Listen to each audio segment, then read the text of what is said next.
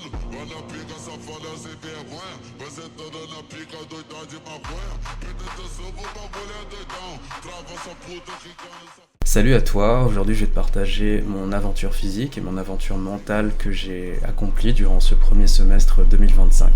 Je vais t'expliquer pourquoi j'ai fait ça, l'environnement que j'ai mis en place, les deadlines que je me suis mis en place durant cette première moitié d'année, le rythme sportif qui a eu derrière, toute l'organisation et les conclusions.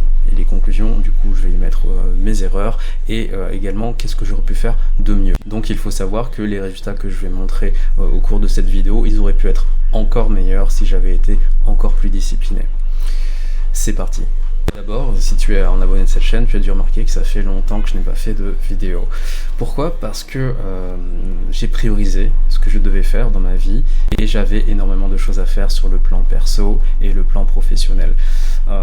Et une conclusion, une de mes pensées par le fait que je n'ai pas fait de vidéo, c'est que on peut faire tout ce qu'on veut, mais on ne peut pas tout faire. Et quand on ne peut pas tout faire, eh bien on sélectionne la chose qu'on veut vraiment voir le jour, et par rapport à l'urgence, eh bien tu priorises. C'est la même chose pour tout ce que tu veux faire dans ta vie. Fais une liste de tout ce que tu veux faire, et vraiment des choses à en faire, j'en ai un tas, j'ai toute une liste, j'ai tout un Trello avec tous les projets que je veux faire dans ma vie, et j'avais tellement de choses à faire et que je commençais en même temps que ces choses n'avançaient pas. Du coup, je priorise, et en priorisant, c'est pour ça que je n'ai pas fait de vidéo. Par contre, cette vidéo, je l'ai faite parce que c'est quand même une belle ascension que j'ai fait ce premier semestre de l'année. Et cette ascension, j'ai envie de te partager quelles ont été mes actions, la mentalité que j'avais par rapport à ça, et comment toi aussi tu peux arriver à changer ainsi. Voici le pourquoi de cette vidéo. Cette chaîne YouTube, je l'aime beaucoup, c'est un super projet passion et je suis content de faire une vidéo, une nouvelle vidéo sur celle-ci.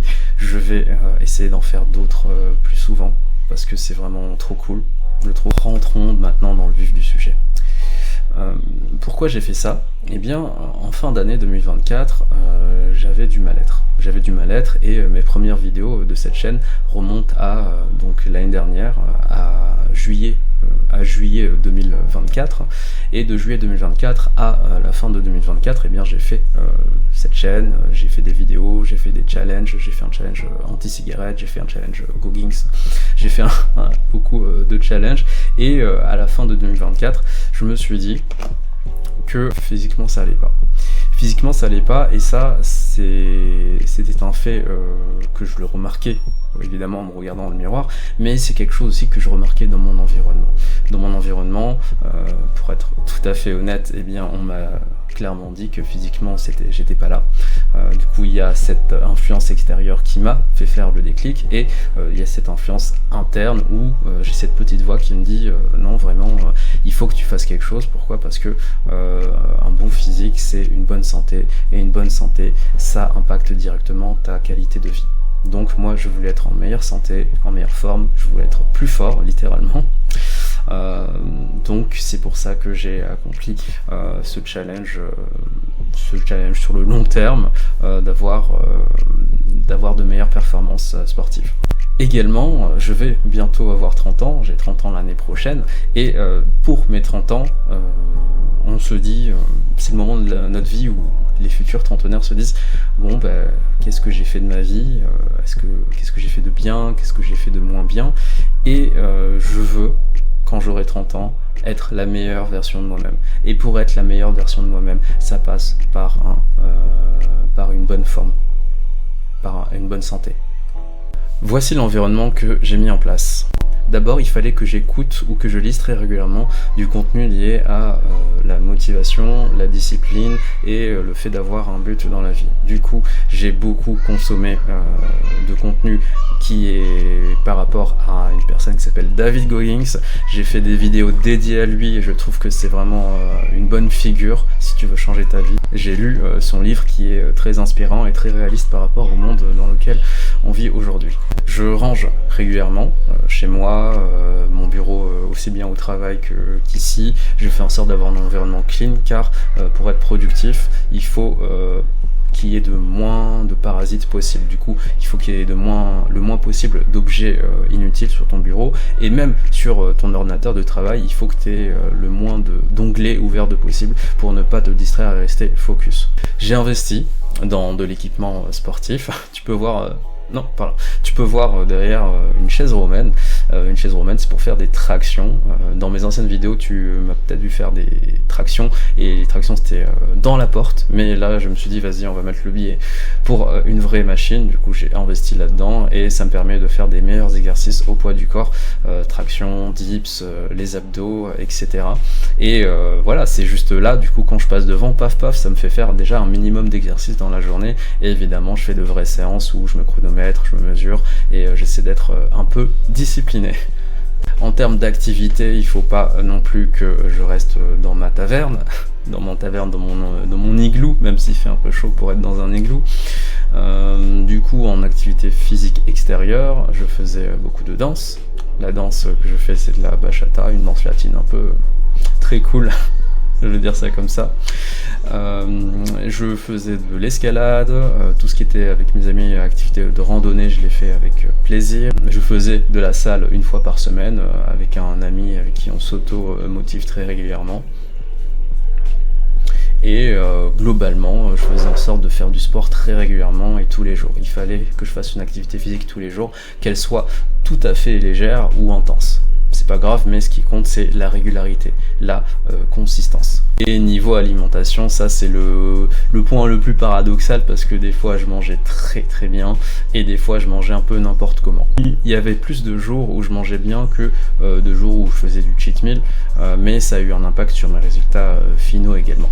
Et enfin, l'une des choses qui te fait vraiment avoir des résultats, c'est le fait de mettre des deadlines. Et moi, pour me mettre des deadlines, en fait, je me suis mis des défis avec un ami, et ces défis, du coup, on les accomplissait et on se checkait très régulièrement pour savoir si l'autre avait bien fait son défi. Et même des fois, quand on en avait marre du défi, on essayait de s'envoyer des pics en disant « Ah, ici on arrêtait, si on faisait ci et ça ». Spoiler, des fois on cédait, des fois on ne cédait pas.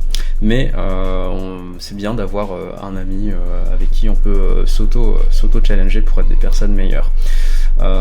Et l'autre deadline, c'est que je m'inscrivais à des compétitions. Et là, la compétition que j'ai terminée il y a 2-3 mois, c'est une compète qui s'appelle un Spartan Race. Et un Spartan Race, c'est une distance au choix. Et sur cette distance, tu as des obstacles. Et ces obstacles, ils te challengent sur ton agilité, sur ta force et sur ton endurance. Du coup, moi, je suis un marathonien, du coup, l'endurance, je m'y connais, mon corps s'y connaît en tout cas. Et là où j'avais de grosses lacunes, c'était du coup sur la force et l'agilité. L'agilité, ça allait bien aussi, parce que pendant cette épreuve, il fallait vraiment grimper, faire beaucoup de mouvements agiles. Et comme je fais de l'escalade, ça m'a bien aidé dans tous ces mouvements. Et là où j'avais la plus grosse lacune, c'était la force. Du coup, avant cette épreuve de Spartan Race, je faisais beaucoup de force. J'ai jamais autant fait d'exercices physiques liés à la force de ma vie. Et du coup, ces activités physiques de force ont vraiment transformé mon physique. Et en plus, avec le running, ça faisait brûler ma graisse, ce qui donne un résultat plutôt pas mal. Et donc, pour le rythme sportif, je fais encore du grand minimum 4 fois par semaine, et maximum 6 voire 7 fois. Mais en général, en moyenne, c'est 6 fois par semaine. Et quand je fais du sport, je dis pas que je fais des grosses séances une fois par jour, hein. Il y a des jours où je faisais des séances très légères et des jours où je faisais des séances très vénères, mais l'important, c'est de dire à son corps, regarde, ça c'est l'identité que je veux acquérir, et il faut que tu t'adaptes à ça. Il vaut mieux faire 10 pompes tous les jours que faire 50 pompes un lundi et ne pas en faire pendant une semaine. Vraiment, il faut montrer à son corps que c'est un mouvement que tu comptes adopter, et du coup il va se former en conséquence par rapport à ça.